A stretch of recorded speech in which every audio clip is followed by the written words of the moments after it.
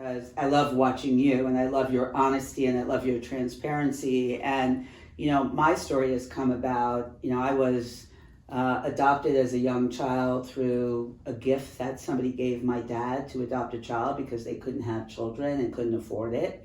And I've always looked at life from the time I was this big as a gift. And if I was given a gift, I am going to use it. Welcome to the new series, Cocktails and Conversation with Kat and Nat. And we've decided to bring you all of these conversations with people that we like to have where there's a little bit of wisdom, always hilarity and hilaria. Yes. Some famous, some just cool, some drink, some don't drink, but there's always a conversation. Cheers, join us.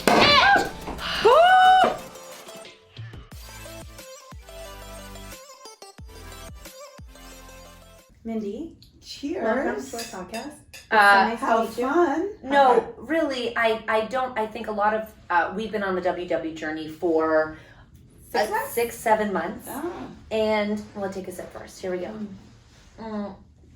And a lot of our people, it's very good. Thank you. I made it myself, not really. A lot of our moms or women, well, obviously they're women, they're moms. They have joined us and they've watched us and they've done it with us. And we all do it for different reasons. I do it for, I'm a human garbage can, which I think a lot of moms relate to. I eat the crusts. I eat, like all the leftovers. I never took time to have a meal, like actually sit down. So the WW journey, I feel like that was... I'd like to interrupt just for 1 moment. Mindy. We know who you are. Oh, right, but they don't know who she is. You may not know who she is, but as soon as I told everyone I knew that I would be meeting you, I'm like, if you haven't heard that name, Google it. You're going to be blown away. Can you tell us who you are to our moms? So I am what you would call the unconventional kind of transformer from the beginning of my life. And actually, I love being here because I love watching you and I love your honesty and I love your transparency. And, my story has come about, I was adopted as a young child through a gift that somebody gave my dad to adopt a child because they couldn't have children and couldn't afford it. And I've always looked at life from the time I was this big as a gift. And if I was given a gift, I am going to use it. And so, I was always pretty serious and really wanted to have impact and, had planned to do a lot of different things. And then I was about 20 years old and decided that I didn't want to take a conventional path. I was going to be a lawyer. What made you decide not to? And I was also engaged to be married. There's a whole story. You didn't marry that one? No. And I ended up, all of a sudden in 1977, I just moved to New York and said, I'm going to figure it out and I want to be in business. What did your parents say? Stereotypical Jewish parents were quiet on the other end of the phone. But they didn't yell? No, I think they were in shock. Because they had known your plan all the way up to there. They had known my whole plan. But, they also knew me. And I think finally, after about 6 years, I got my first VP title. They stopped asking me when I was going back to school. Then they were more concerned that I wasn't married because all they wanted was kids. But I started out in the menswear industry. Why do you choose that? I knew I wanted to be in a creative business, and I knew I wasn't necessarily the creator, but I wanted to be in the business of creativity. How did you know that? I think so many. Okay, I will as I speak for our audience. Women become moms and they go into this place where they forget, but they shelve themselves, and then they sit there and they're like. So many moms are like, I don't know what to do. It's like they expire, they feel, and they get stuck. And it's not like they're like, I forgot my passion. They're like, I don't even know what it is anymore. But your passion's going to change. My feeling was I decided to look in the fashion industry and to look in the media industry. Not because you loved it, just because you were interested. I was curious about both of those. And I love the power of, I love storytelling, I love creativity. And I had an interview to be the assistant to the president of an international division of a menswear company. And I tell this story all the time. So in the interview, towards the end of the interview, he goes, do you take shorthand? And I knew I couldn't say no because I wanted a job. So I said, no, I take fast longhand. And that's what I say to people. I don't know what shorthand is.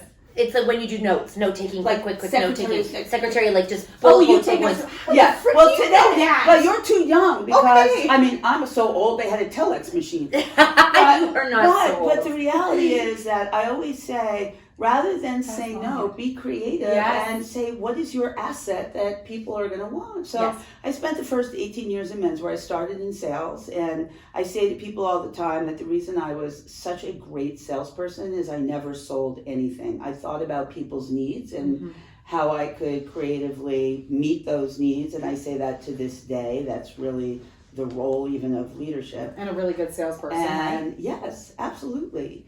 And, you know, I worked for Willie Smith and I worked for Tommy Hilfiger, then I worked for Ralph Lauren for 10 years in both men's and women's.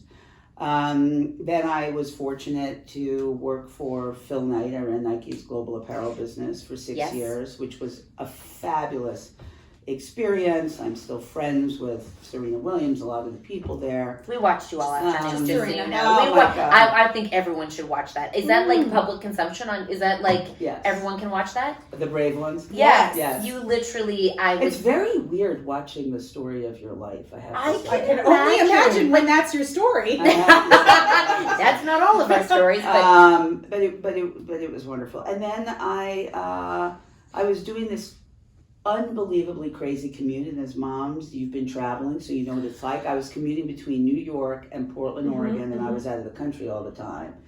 And my daughter was going into her later years of high school. My parents weren't doing that too well, and I said, you know, I really need to do something else.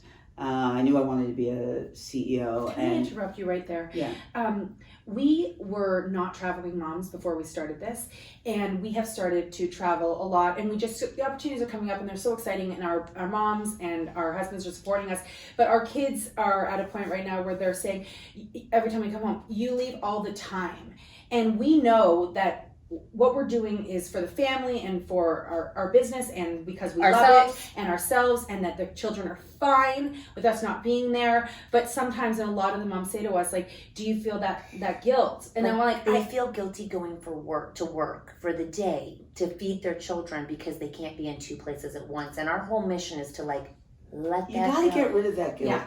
You got to get rid of the guilt. And look, I am very, very, very close with my daughter now. And I said to her when she was an older teenager, I was stupid, right? And now all of a sudden, I'm like, we talk to each other 3 times a day. But, you know, we talk about it all the time. And I always felt that no matter what I did, no matter how I traveled, no matter how hard I worked, my family still always came first. And it still didn't can be. mean I could be there all the time. Yeah, that's right. And actually, you guys have the benefit of technology. Yes. There was no FaceTime. FaceTime. You're lucky if you had a flip phone. So it was a very different world. Similar to you, I'm very fortunate that my husband has been incredibly supportive and he follows anything crazy I do.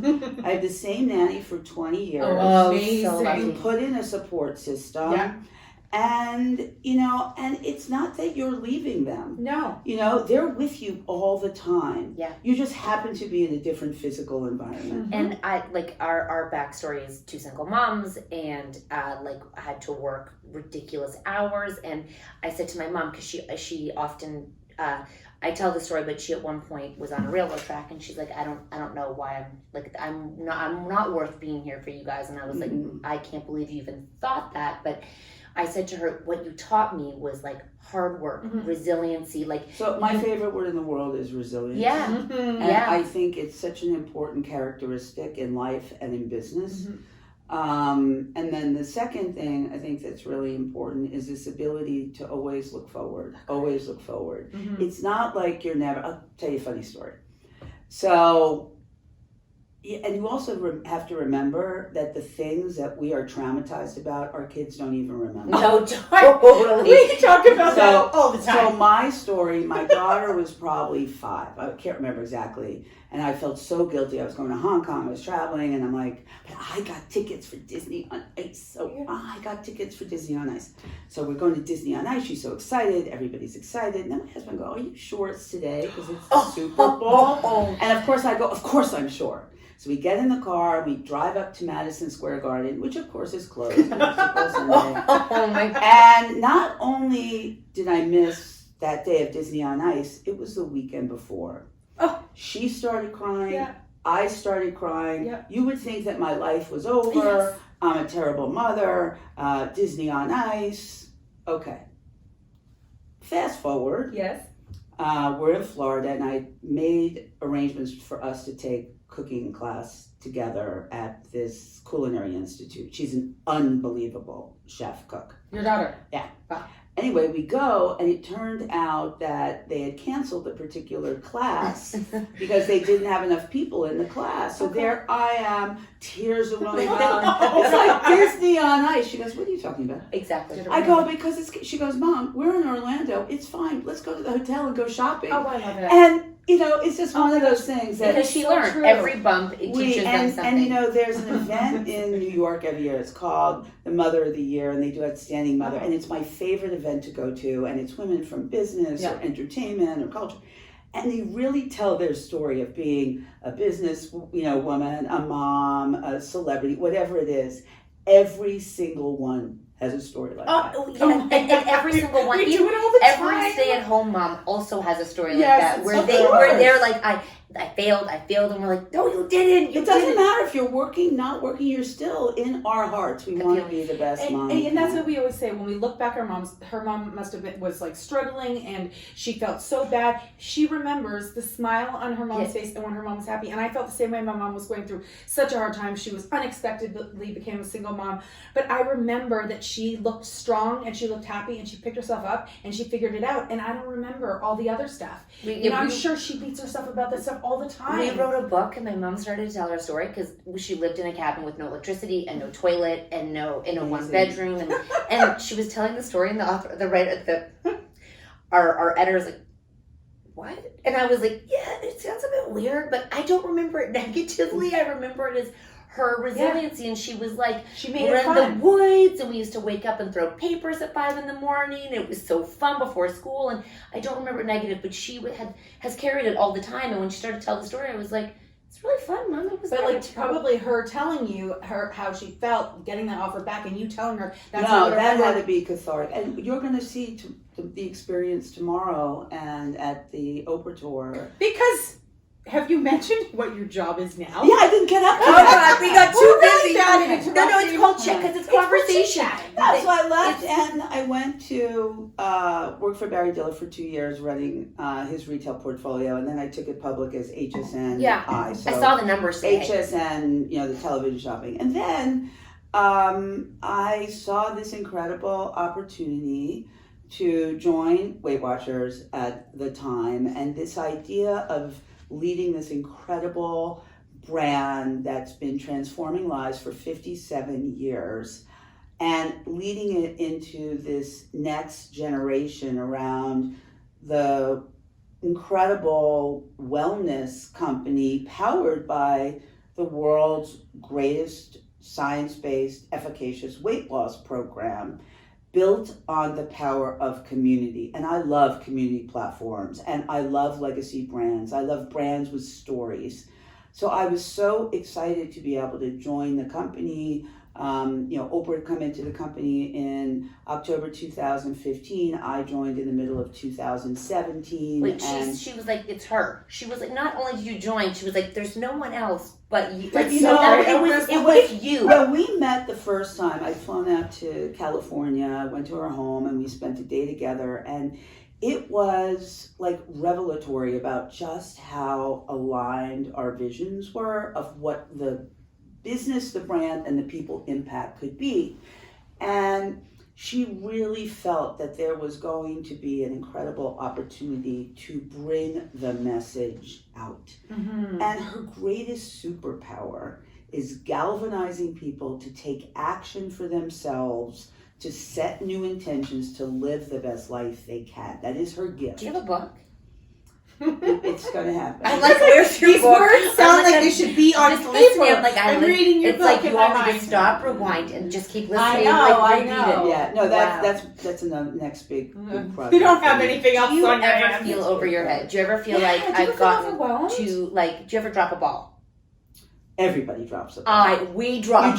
You just have to pick it up pretty quickly. Is there one thing in your life that like you feel like drops more often than other things? Like, so that one thing that you're like, So I the need to work thing on that. I'm working on is I have a tendency to want to do everything. And I'm 62. I'm not changing, tomorrow. But I'm really, really focused on, and I think listening to Oprah and just being more diligent to be very, very intentional that what I do decide to do, really, I'm passionate about, it is very purposeful, and it will have impact. And that is truly what I'm focused on. Like your own legacy. It's interesting as it relates to legacy, and I am very, very aligned with how Oprah talks about legacy.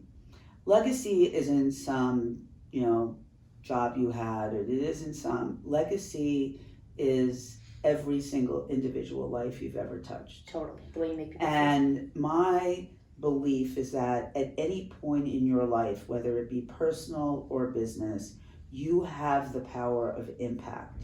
Now, your platform may change because look at the platform you both have today to communicate, right? I'm so thrilled to have the platform that I have to talk about things like diversity or health or the things that I feel are really important societally. But in my first job, I didn't have the size of platform, but I still aim to have impact. I tried to make other people successful. I thought about those things. And, I think that's the most important thing, we can do because that truly is your legacy. Do you have any challenges being on WW, or is it just seamless for you? And also your husband and daughter also on it? Like, it just seems like it's no problem for y'all. Just to let you know, my first Weight Watchers meeting, I was 14 years old on Long Island. So I was going to ask you if you've done it before. I have too. There's a kind of a sad part of the 14. story. My mom, her dad died of a heart attack when she was 3. Her mother had a stroke when she was in high school. That's why she couldn't finish high school. And she struggled with weight her whole life and frankly didn't lead as healthy a life as she should. So she had her first heart attack at 50. So, I really grew up seeing the impact of that. So when I had my daughter, we couldn't travel together. We couldn't go everywhere. And I knew I didn't want that to happen. However, I struggled with weight my whole life. And I say to people, I've been 35 pounds heavier than I am now, and I've been 25 pounds thinner, and they were the 2 most miserable times of my life because neither one was really healthy. Mm-hmm. And, over the last number of years, I'd still go up and down, a bit. And then when I started speaking with the company, I went back on the program because I really wanted to understand it. And actually, my daughter was getting married, so I said, okay, I'll lose some weight for the wedding. So I lost a little less than 10 pounds. Here's the key for me. What? It's not about losing more weight. Yes. In 2.5 years, my weight has not deviated more than 2 pounds, and that has never happened to me in my entire lifetime. So I don't know if you got it. At the end of the year, everybody got a video of their year of how many days did you track? What were your top three tracked foods? How many activity steps? Blah, blah, blah. Yeah. I tracked 364 days. Whoa. I don't know where the extra day went. I don't know. Maybe I was traveling. in Europe. You were like, it was like... What, you were on a plane. You were on a like, plane, yeah. What are your top 3 tracked foods? Well, here's what's funny because you would never think of these foods if you were watching your weight. Yeah. Smoked salmon, bread, and cheese. Yeah, those are your 3 most tracked Because foods. you're never going to forget to do those because those are points I need to make sure I track Correct. that. Yeah. Correct. And because smoked salmon, 0 points. Cheese. Oh, and smoked salmon is so worth my it. little, It's the little things, right? Mine's with cream and chocolate sauce. The details. See, I'm not the sweet eater. I know. A martini now and then. That's another thing. I'm not going to reveal mine quite yet. Okay. Maybe when the year ends and it evens out a little better. We got this. That's why we have a community. We're all in this together. Oh my ups God, and downs. it's so great But sharing. isn't the community such a huge We have a WW Cat Nat Facebook group where everyone who's on WW in our community shares the recipes, their experiences also on the WW Connect. It's such a great place to get inspired when you feel like you're like getting off track, and then you go and you see this woman who has lost 100 pounds and she never thought she could do it, and you're like, if she can do it, I can do it. And sometimes I just go on there to get inspired. It's such a powerful, positive platform. It was really funny when we were in Charlotte.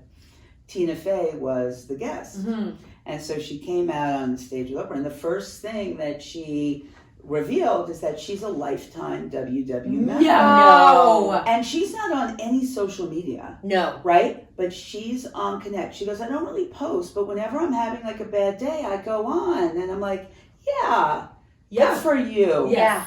It was so fabulous. I had my mom's aunt when at 80 years old, she was like, I'm going to lose this weight I've been carrying on forever. She's like, I remember my aunt at 80 going, and at like 85, she got her pin, and she was so proud of herself. Yeah. It's never too late. It's never too late. No. So And then I said, then I joined, and I remember my husband saying, we're really going to move back to New York, because I was living in Florida. And I said, yeah, I really want to do this. He goes, well, at least New York has really good food. is that where you live now, New York? Manhattan, yeah. And you moved from Florida there 3 years ago?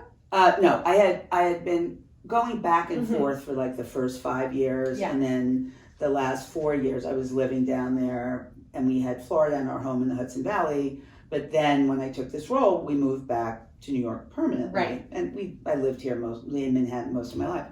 So we moved back to New York, and he put on weight before, and then of course we're out to dinner every So night, much good food. And they Yeah. deliver everything Right. to your And door. And he put on all this weight, and he went to the doctor, and the doctor got really mad at him and said, look, you might have to go on statins. He goes, I'm not statins. So he comes On what? Drugs Fine. for your numbers. Oh. So we go, we get home. He goes, okay, that's it. I'm getting a trainer. So a friend of his recommends his trainer. So he hires his trainer, Autumn, who is drop dead gorgeous. Oh, shoot. That's like when I heard that nanny. Okay. That's Drop dead gorgeous. And I was like, really? And she happens to be lovely, but really? Yes, they are. So anyway, he starts working out, comes up, and he goes, God, I'm working out, I feel better, but I'm not losing weight. Oh, shoot. By the third time he said that, I go, let me explain something to you. Do you know what I do for a living? Yeah, you're like, yeah. I said, I think I'll tell you what, I'll give you my friends and family, He goes, no, I'm going to do it myself. So he downloads the app. Yes. Lo and behold, he loves the program. He loses all of this weight. How long did it take him? He lost probably the first 25 pounds in 6 months. Yeah, he did. Whoa. Yeah. Yeah. But guys, they're, Easy. I know, guys. Those men. yeah, those Jeez, men. they just have it so Those easy, men. those men. My husband sees a trainer 3 days a week. Yeah, She's- but now he's really up to hot. about 35 pounds. He's here. Is he done? He wants to lose like 5 more pounds, but he looks completely different. Yes. And so when does he look younger? Much. Oh, Because God. if you lose weight in a healthy way, you look older. But if you do it in a healthy way, you look younger and fresher. Yeah, and it's so funny because when we were casting for the winter campaign, I was in a meeting. They said, "Well, we have a lot of great people, but we need like an older guy who doesn't look old, who's lost at least 25 pounds." So of course I checked. I said, "Is there any reason why?" No, he's really a member. So I said to him, "Would you do it?" And he said, "You want me to?" I said, "Well, there's no guarantee they're going to pick you, but I can put you." Anyway, I have a they little picked pull. him. No, nothing. No, the director, they can't. No. So they ended up picking him. So he's in the winter campaign. That's the best. And he has his own spot that runs on like CNBC, whatever. So he has gotten more texts than you can imagine from all his friends in the financial community. What did they say? But you know how many Because guys don't talk about it. No. Guys are Oh, like, he talks about it all the time. Do you Okay. know how many people he's recruited? Oh my Oh gosh. no, he's like the evangelist. Oh okay, wow. we know you are on a tight schedule because you're only going to do sound check with Oprah, but no big deal. No big deal. But we ask every person that we interview because a lot of moms, what? I just feel like I have so many I things know, to but ask, I can see they understand. gotta You're go, being they're very busy. respectful. I mean, I know. we Good. can I'll go let you all ask day. Well, okay. can we Okay. do this again? Yes. Yay. I'm Everybody. back to We're Canada. moving in with you. We ask every single mom how they remember or think of their moms at the end of the day, and we have interviewed people who've had moms who have been addicts, moms who have been through serious things, and they always remember them in a way. They never regret their mom in the way. Never. And how would you remember? So what I really remember is from the moment that I have a recollection, and I was adopted when I was 3 days old, but my mom told me that I was the most special. They chose me. I could do anything in life that I wanted. Nothing could stand in my way. They would support me at kind of every level. My parents didn't have any financial resources whatsoever, but I knew that from a very young age that there was no ceiling on what I could accomplish, and I never felt that way. I never felt that there would be an impediment. And her favorite word in the world, she always used to say to me, everything in life is beschert. In Yiddish, it means meant to be. So if something bad happened, no, it was meant to be. It means something great is going to happen. If something great happened, you deserve it. And you still think that? I live my life like So that. do we. I'm definitely an optimist, Yeah. but it's even more than that. I just don't use the word regret, because if you haven't lived through something else wouldn't have happened. And if you didn't have the difficult time, you couldn't have the beautiful time. Absolutely. And I really think that she and my parents instilled that in me. You would never change her for the world. Never change anything. Never. We always that's what we try to tell them is like let go of what you're not and be who you are, and they will love that and Absolutely. be the happiest you there is, because that's all they'll remember. Oh, Mindy, it was so This was exciting to fabulous. meet you. Thank you. I'm I have excited many to more see you questions. tomorrow. I'm so we have excited to for tomorrow. say thank you for taking a chance Oh, on I us, know. because we're here because women believed in us, and we tried to hire women, and we tried to empower women to. Well, what I love is your authenticity, your transparency, and how clear it is that you have such a special relationship, which is why you have the special relationship with the people I know. who, This is what Not they everybody resonate does. with. Do you Support. have one? Do you have a Gail? my daughter is my Gail. Oh, Lizzie that is is my so gal. lucky. Yes. That is so She's lucky. so lucky to have you. And she's funny, You're so lucky to have her. and she just tells it like it is. I love it. And, And she's funny. I love that. I love And then, funny. of course, I have an incredible tribe of Yes. women in my life who, I know are always there for me, Yeah. and vice versa. Yeah. Well, we can't thank you enough, and we're Thank going you to so cheers much. to you, and we're so excited for the Oprah tour. So excited for tomorrow. Cheers. Cheers. Thank you for everything. Woo! Straight up vodka. Straight up vodka. Cheers.